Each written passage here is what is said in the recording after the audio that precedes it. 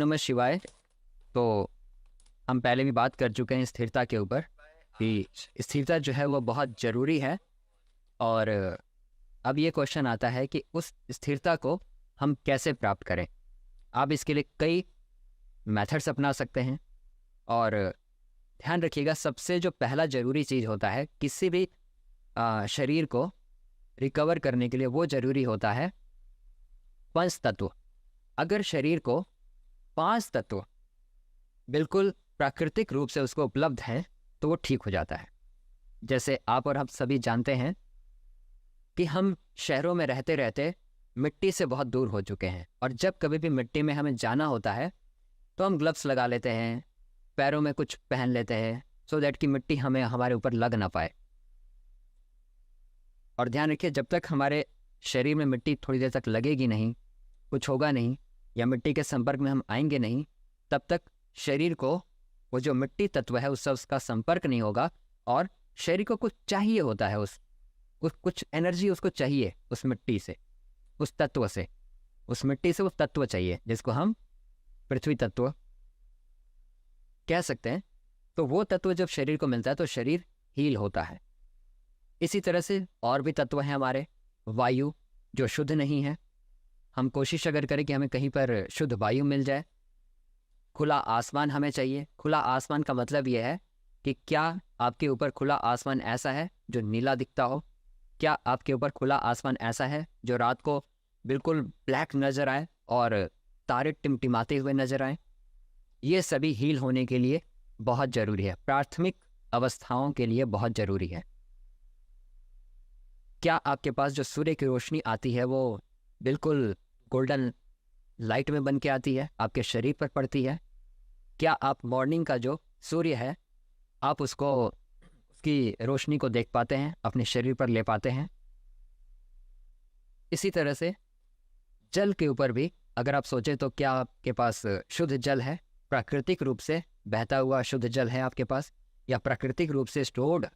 जो प्राकृतिक रूप से भी कुछ जल स्टोर्ड होते हैं, कृत्रिम रूप से स्टोर्ड तो टंकियों में हो सकते हैं, प्लास्टिक की टंकियों में हो सकते हैं, बट प्राकृतिक रूप से क्या स्टोर्ड है आपके पास?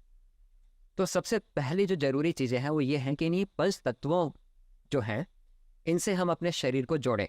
जो सबसे प्रथम अवस्था है, हम अपने शरीर को हील करें।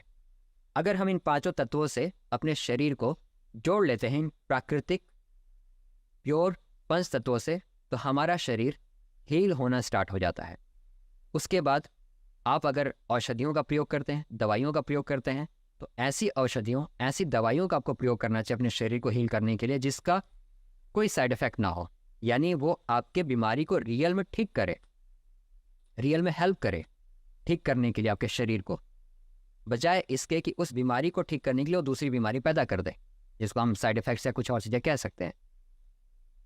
जब ये बेसिक चीज़ें हो जाती हैं तो आप देखेंगे आपका शरीर स्वतः ही स्वस्थ होना शुरू हो जाता है। और जब आपका शरीर बिल्कुल ठीक होने लग जाता है ना, तब आप जब ध्यान में बैठते हैं तब आपके शरीर में ये नीड नहीं होगी कि उसको सर्विसिंग की ज़रूरत हो, बार बार उसको रिपेयरिंग की ज़रूरत हो। तो आपको नींद में नहीं लेके जाएगा, आपका शरीर आपको नींद में नहीं लेके जाएगा, और तब आप एक स्टेप आगे निकल जाते हैं। तो ये जो अवस्था है जहाँ पर ये प्राप्त करेंगे कि आपका शरीर अब आपको डिस्टर्ब नहीं करेगा, आपका शरीर अब आपका बाधा नहीं होगा, ये तब होगा।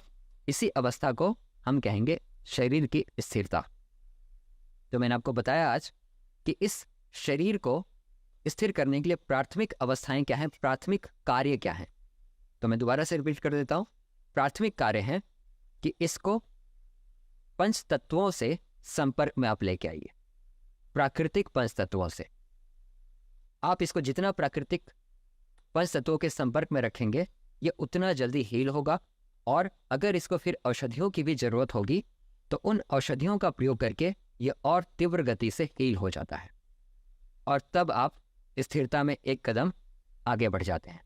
जब आपका शरीर थोड़ा स्थिर हो जाएगा, उसमें एक एक बीमारी जो है, एक एक प्रॉब्लम जो है वो सॉल्व होती जाएगी, तब आप मन पर उतरते हैं, तब आप मन के ऊपर जाएंगे।